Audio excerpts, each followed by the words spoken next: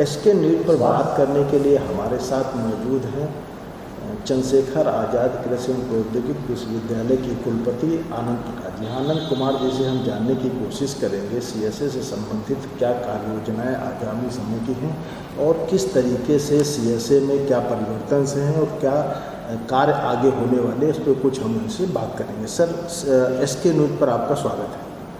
हाँ, बहुत बहुत धन्यवाद। सर, अगर हम विश्वविद्यालय सीएसए की बात करें तो क्या नई नई तकनीकियाँ आपके विश्वविद्यालय में आगामी समय में हो रही हैं या आज हो रही हैं? विश्वविद्यालय में 3 प्रकार की गतिविधियाँ होती हैं। शिक्षण का कार्यक्रम होता है, तीनों लेवल पे हम लोग करते हैं कि यूजी, पीजी और पीएचडी प्रोग्राम्स के लिए। इसके बाद मास्टर प्रोग्राम है और पीएचडी प्रोग्राम है। शिक्षा के अलावा हम लोग शोध में हैं और प्रसार में हैं। तो शिक्षा, शोध, प्रसार एक महत्वपूर्ण ट्राइपॉड है जो कि किसान और वातावरण, हवा, पानी और मिट्टी से संबंधित जुड़ा हुआ है। उस पे हम लोग शोध करते हैं ताकि जो 14 करोड़ किसान हैं, इतनी बड़ी आबादी हमारी है, तो उनके लिए हम भोजन मुहैया कैसे करा सकते हैं। मैं बताना चाहूँगा कि इस विश्वविद्यालय को 22 जिलों की जो खेती की आवश्यकता होती है, तकनीकियों की विकास हम लोग करते हैं और उन तकनीकियों के माध्यम से ही हम किसानों से या अन्य अंशधारकों से, हितधारकों से मिलते हैं और उनको बताते हैं कि आप जो कर रहे हैं उसमें बदलाव क्यों ज़रूरी है, कैसे ज़रूरी है। यही नहीं, हम उनको सिखाते भी हैं और अपनी नई कोई नई प्रजाति अगर निकलती है, कोई नई खेती की विधि निकलती है, तो हम लोग उनको बताते हैं कि भाई देखो, इसमें परिवर्तन लाना ज़रूरी है क्योंकि आज देश में ढेर सारा अनाज पैदा हो रहा है। कई फसलें ऐसी हैं जिसमें कि उत्पादन इतना है जो हमारी आवश्यकता से अधिक है। लेकिन आज़ादी के समय हम करीब 50 मिलियन टन अनाज पैदा करते थे, आज हम करीब 324 मिलियन टन पैदा कर रहे हैं। इसके अलावा 342 मिलियन टन हार्टिकल्चर के उत्पाद हैं, जो कि एक लेसन है दूसरे देशों के लिए जहाँ पे लोग नहीं कर पाए। और ये सेक्टर महत्वपूर्ण है क्योंकि इसका जीडीपी में योगदान बहुत महत्वपूर्ण है और ढेर सारे किसान, 14 करोड़ किसान हैं। आप सोच लीजिए कि 75 जिले उत्तर प्रदेश में हैं, 22 जिलों में कितने किसान होंगे, संख्या बहुत ज़्यादा है। किसानों को किस तरीके से आप अपनी इन योजनाओं के बारे में बताएं, क्या प्रोसीजर रहता है, किस तरीके से उनका मार्गदर्शन आपके द्वारा किया जाता है? जैसे कोई तकनीकी निजात करते हैं, नई प्रजाति आती है, तो हम लोग यहाँ पे डेमोन्स्ट्रेशन प्लाट लगाते हैं और किसानों को बुलाते हैं। हमारे 15 जिलों में केवीकेज़ हैं जिसको कि कृषि विज्ञान केंद्र कहा जाता है। वो लोग भी किसानों के यहाँ जा कर के उनके खेतों में भी और अपने खेत में भी उसका टेक्नोलॉजी का प्रदर्शन करते हैं और किसानों को बुलाते हैं। और साल भर में एक बार नहीं बुलाते हैं, कई बार बुलाते हैं और अपने भी क्षेत्र में जा कर के उनको बताते हैं कि ये नई तकनीकी है, इसमें करेंगे तो खर्च में कमी आएगी, उत्पादन में वृद्धि होगी, इसका बाज़ार है। यही नहीं, उत्पादन के बाद उन पदार्थों का, उन उत्पादों का कैसे मूल्यवर्धन किया जाए ताकि आपको ज़्यादा से ज़्यादा फ़ायदा हो। कहाँ से इनपुट फर्टिलाइज़र है, केमिकल्स है, हर्बिसाइड है, कीटनाशक है, कहाँ से खरीदें ताकि जिसकी कि विश्वसनीयता हो। तो हमारे केवीके के लोग, हमारे प्रोफेसर्स लोग हमेशा किसानों के टच में रहते हैं और कोशिश करते हैं कि यहाँ की तकनीकियाँ उनके यहाँ कम से कम समय में हाई स्पीड, जो आजकल जो ICT टेक्नोलॉजीज़ हैं उसके माध्यम से का भी हम लोग प्रयोग करते हैं। व्हाट्सएप ग्रुप हैं, FPOs के साथ हम लोग जुड़े हुए हैं, गाँवों के साथ जुड़े हुए हैं और ढेर सारी अन्य संस्थाएँ हैं जो कि खेती में लगी हुई हैं, उनके माध्यम से हम लोग पहुँचाते हैं अपनी बात को। सर, ये देखा गया है कि लगातार जो वनों की कटाई बहुत ज़्यादा हो रही है, वनों की कटाई से धरती का तापमान भी में बहुत ज़्यादा इजाफा हो रहा है। जैसा कि अभी हम प्रेजेंट में देख रहे हैं, सितंबर के माह में इस तरीके की जो है गर्मी नहीं हुआ करती थी, लेकिन ये गर्मी हो रही है। तो इसके पीछे की क्या वजह मानते हैं और रोकथाम के लिए क्या चाहते हैं कि आप लोग किस तरीके से जागरूक हों? देखिए, विकास एक कंटिन्यूअस प्रोसेस है। इस देश में ही आज लोगों की क्रय शक्ति बढ़ रही है। क्रय शक्ति बढ़ने से जीवन शैली में परिवर्तन आ रहा है।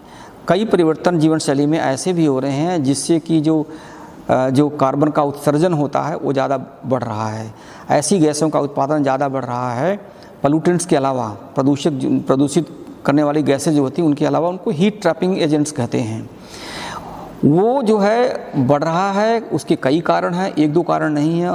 बड़ा बड़ा औद्योगिकीकरण है, मापदंड के अनुरूप काम कभी कभी नहीं होता है, उत्सर्जन बढ़ता जा रहा है। ये सब गैसें हीट को ट्रैप करती हैं, उससे ग्लोबल क्लाइमेट बढ़ रहा है। आपने सही कहा कि जंगल की कटाई हो रही है, हरित क्षेत्र कम हो रहा है, शहरीकरण बढ़ रहा है, सबको फर्नीचर चाहिए, सबकी क्रय शक्ति बढ़ी तो गाड़ियाँ खरीद रहे हैं, पेट्रोल डीजल से चलती हैं, पोल्यूशन हो रहा है, प्रदूषण हो रहा है, और लकड़ी की कटाई हो रही है जो कि कार्बन को फिक्स करते हैं वातावरण से, ऑक्सीजन को, वो ऑक्सीजन आपको देते हैं, कार्बन डाइऑक्साइड को यूज़ करते हैं। उनकी संख्या जब कम होगी तो क्या होगा, ये सब गैसेज जो होती हैं हीट को ट्रैप करती हैं। जब हीट को ट्रैप करेंगे, हमारे वातावरण में हैं जो कोई ऐसी चीज़ जो वातावरण में है जो हीट को ट्रैप किया हुआ है, तो तापक्रम आपका स्वतः बढ़ेगा। इसीलिए हमें ध्यान देने की बात है कि अपने जीवन शैली में परिवर्तन लाएं, हम कम से कम ऐसी चीज़ों में अपने को शामिल करें जिससे कि ऐसी हार्मफुल गैसेस का प्रयोग न हो या उत्सर्जन न हो। पानी का जितनी कम से कम आवश्यकता आप कर सकते, जितने मिनिमम पे आप आ जाएं कि इससे ज़्यादा पानी वेस्ट हम नहीं करेंगे। नहाने के लिए हम नल खोल देते हैं, पानी खोल देते हैं, बिजली से चलता है नल, बिजली कहाँ से बनता है, कोयले से, कोयला जलेगा धुआं आएगा। तो ऐसी चीज़ों पे अगर हम लोग ध्यान दें कि कहीं पे पानी बहने ना पाए, उतनी ही प्लास्टिक का उपयोग करें जो कि एक बार में यूज़ कर सकते हैं, प्लास्टिक का उपयोग ना ही करें बल्कि स्टील के बर्तन का प्रयोग करें। ढेर सारी चीज़ें हैं, इतने कम समय में सारी चीज़ आपको नहीं बता सकता हूँ, लेकिन हमें अपनी जीवन शैली में परिवर्तन करके इसमें अपना हम योगदान दे सकते हैं और तापक्रम को बढ़ने में अपनी भूमिका निभा सकते हैं। आपको मालूम होना चाहिए कि ये समस्या हमारे देश के लिए ज़्यादा है, यूरोप और उत्तरी अमेरिका के लिए, बाकी अन्य देशों के लिए नहीं है, उतना घातक नहीं है। क्यों? क्योंकि हम ये ट्रॉपिकल कंट्री है, ये सब ट्रॉपिकल कंट्री है, पूरा यूरोप टेम्परेट कंट्री है। हमारे लिए चुनौती ज़्यादा है, उनके लिए चुनौती ज़्यादा नहीं है। उनकी जनसंख्या कम है, हमारे यहाँ ज़्यादा है। हमारे यहाँ मांग ज़्यादा है, उनके यहाँ मांग ये नहीं है। उनके यहाँ मांग की क्वांटम या नेचर बिल्कुल डिफरेंट है। ये चुनौती हमारे लिए है, इसलिए हमें ही लड़ना होगा। हमारी चुनौतियों के लिए, समाधान के लिए कोई बाहर से नहीं आएगा। समय बदल चुका है। सर, जैसे पानी की क्राइसिस लगातार बढ़ता जा रहा है और ये आगामी समय में और भी ज़्यादा विकराल हो सकता है, और लेकिन वृक्ष तो हमें लगाना ही है कि वातावरण को हमें जो है प्रदूषित होने से बचे। तो कौन से ऐसे वृक्ष हैं जिसमें कि पानी कम में अच्छी तरीके से तैयारी हो सकती है और जो है लोगों को उसका लाभ मिल सकता है? देखिए, इसका उत्तर हम दो तरीके से देंगे। अभी तक जो आप जिस क्षेत्र में हैं, ये गंगा का मैदानी हिस्सा है, पानी की कमी यहाँ पे नहीं है, आज नहीं है, कल का कोई भरोसा नहीं है, कम होगा ही होगा। क्योंकि यहाँ पे जो डोमिनेंट प्रचलित फसल चक्र की प्रणाली है, धान के बाद किसान गेहूँ लगाता है। धान एक ऐसी फसल है जिसमें कि रिलेटिवली इसमें जो है पानी की मांग ज़्यादा होती है। हम लोग कोशिश करते हैं, आपने पहले भी सवाल किया था, हम लोग कोशिश ये करते हैं कि ऐसी विधियां निकाली जाएं और किसानों के यहाँ ऐसे फसल चक्र को बढ़ावा दिया जाए, जो कि भारत सरकार और उत्तर प्रदेश शासन भी इसको प्रमोट कर रहा है कि कैसे फसलों का विविधीकरण किया जाए। एक ही खेत में एक साल के 12 महीने में कम से कम 2-3 फसलें, कम से कम धान गेहूँ 2 फसलें ना लें, उससे बढ़ा करके कम से कम 3 या 4 फसलें एक साल में ले सकते हैं। तो उससे ज़मीन की उर्वरता बनी रहेगी। और ऐसी फसलों का चुनाव करें जिसमें हम लोग मदद भी करते हैं। हमारे KV हमारे कृषि विज्ञान केंद्र भी उसे उन किसानों को मदद करते हैं कि कौन कौन सी फसलों का चुनाव किया जाए जिसे पानी की आवश्यकता कम है। हम लोग कोशिश कर रहे हैं, हम लोग सफल भी रहे हैं धान और गेहूँ की ऐसी प्रजातियों की विकसित करने के लिए जिसमें कि पानी की आवश्यकता जो कि पुरानी प्रजातियाँ थीं, नहीं थी हमारे पास, लेकिन हमारे पास ऐसी प्रजातियां हैं जिनमें पानी की मात्रा, पानी की आवश्यकता कम है। तो वैज्ञानिक दृष्टि से भी हम उनको बताने की कोशिश कर रहे हैं कि कैसे नई प्रजातियों जो हम लोग विकसित किए हैं, या हमारे साथ साथ जो दूसरे संस्थान हैं वो लोग भी काम करते आए हैं, उनके द्वारा भी ऐसी तकनीकी है, ऐसी प्रजाति है, वो किसानों को हम देने के लिए प्रयासरत रहते हैं। दूसरा ये है कि ढेर सारे वृक्ष हैं, वृक्ष बहुवर्षीय फसल होते हैं। धान गेहूँ की तरह नहीं कि 120 दिन में, 100 दिन में, 50-60 दिन में सब्जियों की तरह कट जाएं। ये बहुवर्षीय फसल होते हैं, इनकी जड़ें नीचे तक जाती हैं। इनमें एक क्षमता होती है कि अगर सूखा पड़ता है तब भी ये मरेंगे नहीं। सूखा पड़ जाए, धान गेहूँ मर जाएगा, वृक्ष नहीं मरते, जल्दी नहीं मरते हैं, क्योंकि इनकी जड़ें नीचे तक जाती हैं और नीचे जा कर के प्रतिकूल परिस्थितियों में नीचे जा कर के पानी का अवशोषण करती हैं, अपने को जिंदा रखती हैं।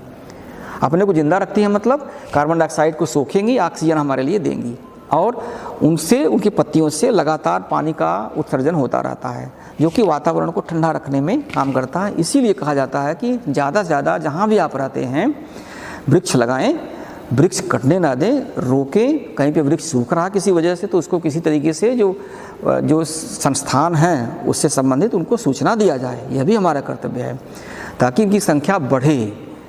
इसी तरीके से हम बढ़ती हुई चुनौती का सामना कर पाएंगे, अदरवाइज़ तो बड़ा ही भयावह स्थिति हो सकती है। सर, अगर हम जैसे मोटे अनाज की बात करें, इस समय पूरा देश जो है मोटे अनाज की तरफ, यहाँ हमारी सरकार भी उसी पर विशेष रूप से कार्य कर रही है, तो हमारे CSA के माध्यम से किस प्रकार का योगदान मोटे अनाजों की तरफ? इस साल हम लोगों ने मोटे अनाज भारत में आज के 25 साल पहले तक खेती उनकी बड़ी व्यावसायिक तरीके से भी होती थी। ज्वार, बाजरा, कोदो, सांवा, 8-9 फसलें हैं जिनको कि मिलेट्स का ग्रुप कहा जाता है।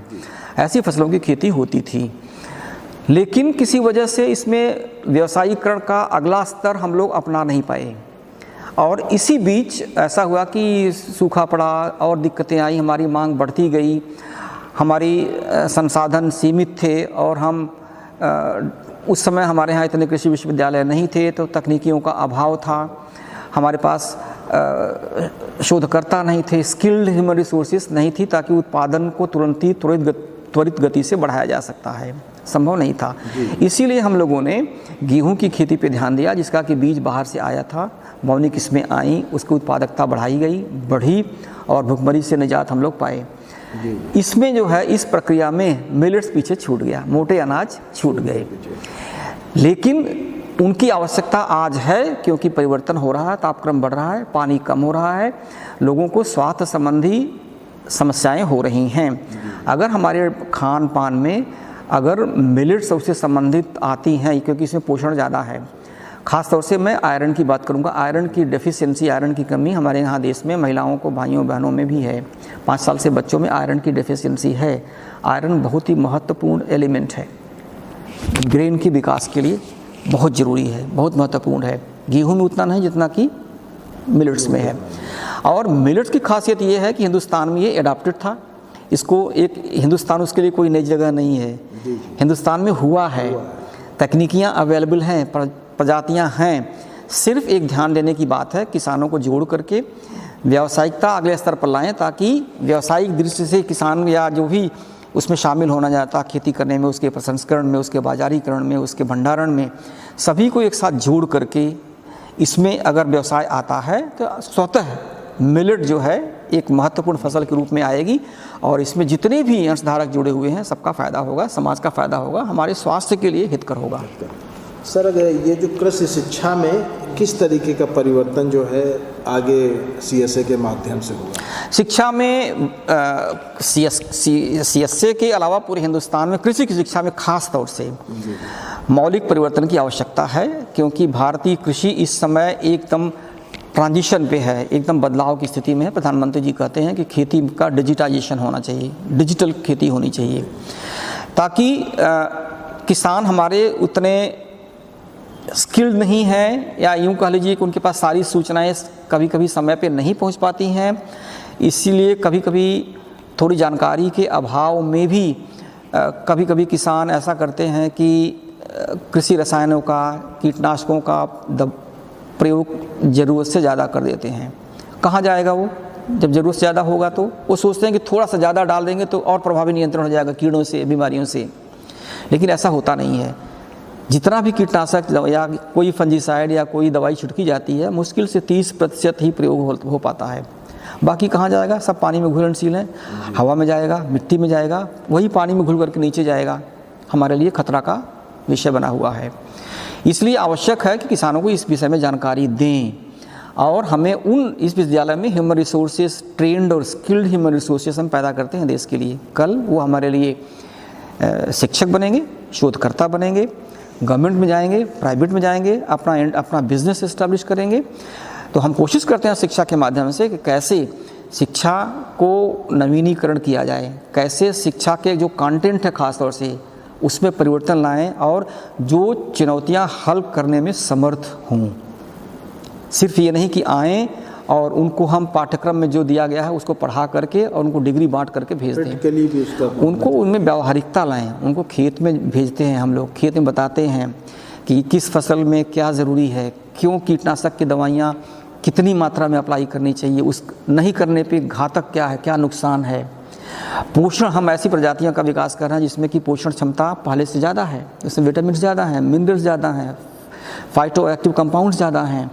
इसलिए हम कोशिश करते हैं कि हमारा विद्यार्थी जब यहाँ से निकले, चाहे बीएससी के बाद, एमएससी के बाद या पीएचडी के बाद, वो अपने में एक कंप्लीट हो, शिक्षा इतना शिक्षित हो कि अच्छाई क्या है तकनीकियों में, किसानों को क्या करना चाहिए और क्या नहीं करना चाहिए, दोनों में अंतर करने की क्षमता हो जाए। इस स्किल को हम लोग किसानों में, अपने विद्यार्थियों में देना चाहते हैं, उसी के लिए प्रगतिशील हैं। इसके लिए हम लोग कई माध्यमों में परिवर्तन कर रहे हैं। जो टीचिंग टूल्स में बदलाव, स्मार्ट क्लासरूम आया गया है।